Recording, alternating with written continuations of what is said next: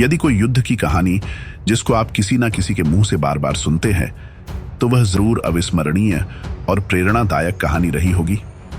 ये कहानी एक रूसी सोल्जर की है जिसने अपनी एक छोटी सी टुकड़ी के साथ 7,000 जर्मन सैनिकों को मुंह तोड़ जवाब दिया।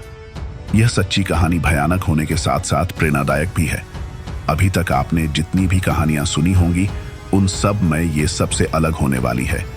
कहानी का मेन हीरो एक रूसी सैनिक जिसका नाम व्लादिमीर कोटलिंस्की है, जो मात्र 21 साल का युवा है। फर्स्ट वर्ल्ड वॉर के दौरान पोलैंड के ओसोविच किले की जिम्मेदारी इसे ही सौंपी गई थी, जहां पर जर्मन के 7,000 सैनिक कब्जा करना चाह रहे थे। ओसोविच किला अपनी बेहतरीन लोकेशन की वजह से सबके लिए खास था। यह विशाल किला दलदली जंगल से घिरा था, जिसके बीच से ही रेलवे लाइन गुजरती थी और पास में ही एक सड़क और नदी भी बहती थी, जिसकी वजह से यहाँ से सैनिकों की आवाजाही आसानी से हो सकती थी। जर्मन के सैनिक इस किले पर अधिकार करने की बहुत कोशिश करते रहे, लेकिन व्लादिमीर की छोटी सी सैन्य टुकड़ी उन्हें लगातार रोकती रही। यह सिलसिला काफी समय तक चलता रहा। अब तो रूस और जर्मन के सैनिक उस सिचुएशन तक पहुंच गए थे कि कोई भी किसी पर हमला नहीं करता था। माना जाता है कि इस समय के दौरान रूसी सैनिक नदी में जाकर मछली पकड़ने लगते थे, लेकिन आखिर में वह मनहूस दिन आ ही गया। व्लादिमीर ने किले के पास कुछ असामान्य घटित होते हुए देखा। उसने देखा कि जर्मन के कुछ अधिकारी लगातार आसमान की ओर देख रहे हैं। उसकी समझ में कुछ नहीं आ रहा था, बस उसके मन में कुछ डाउट बैठ गया था। उसने इस बात को अपने सीनियर अधिकारियों को बताने की सोची, लेकिन वह झिझक रहा था।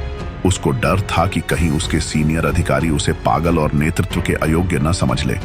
उसने यह सोचते हुए इसे खारिज कर दिया कि यदि कोई आसमानी हमला नहीं हुआ तो यह कोई बरहा हमला नहीं हो सकता।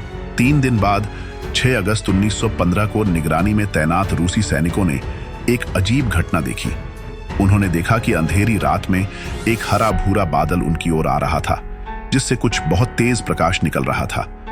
उन्होंने चिंतित होकर आसमान की ओर देखा, जहां पक्षी बेजान होकर आकाश से नीचे गिर रहे थे। किले में भगदड़ मच गई थी। खतरे की घंटियां बजने लगी थी।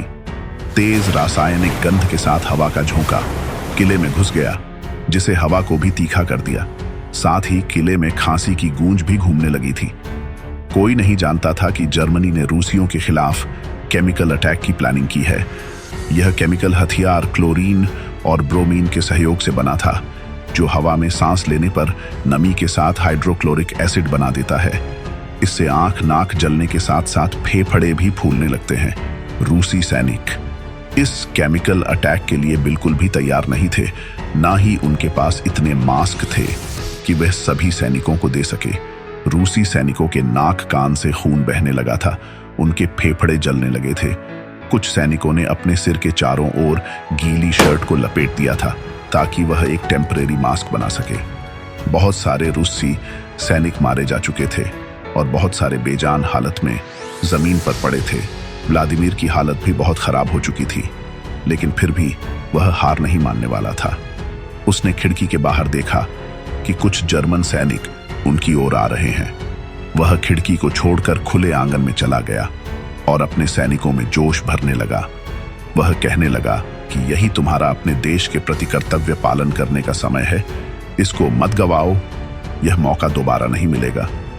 ऐसा सुनते ही बेजान पड़े सैनिक भी खड़े उठे और लगभग 100 सैनिक व्लादिमीर के साथ हो गए। उन्होंने प्लान बनाया कि जो जर्मन सैनिक उनकी ओर आगे बढ़ेगा, वह उसको मार गिराएंगे। ऐसा करते करते उन्होंने जर्मन के कई सैनिकों को मार गिराया। साथ ही जब उनका गोला बारूद समाप्त हो गया, तब उन्होंने जर्मन सैनिकों के हथियारों को उठाकर उन्हीं के हथियारों से उन्हीं पर वार करना शुरू कर दिया। जर्मन सैनिकों के मन में इतना खौफ बैठ चुका था कि वह अपनी खाइयों को छोड़ने को तैयार नहीं थे। लेकिन लगातार हो रही लड़ाई और केमिकल अटैक के प्रभाव के कारण धीरे धीरे रूसी सैनिक कमजोर हो चुके थे। व्लादिमीर की जीवन शक्ति भी धीरे धीरे कमजोर हो रही थी और अंत में वह जीवन से जंग हार गया। उसके बाद जर्मनी द्वारा किले पर कब्जा कर उसे नष्ट कर दिया गया। व्लादिमीर उसके सैनिकों को मरणोपरांत रूस के सबसे बड़े सैन्य सम्मान से सम्मानित किया गया। तो दोस्तों, ऐसी ही वीडियो को देखने के लिए चैनल को जरूर सब्सक्राइब करें और अगर आपको वीडियो पसंद आती है तो लाइक शेयर जरूर करें।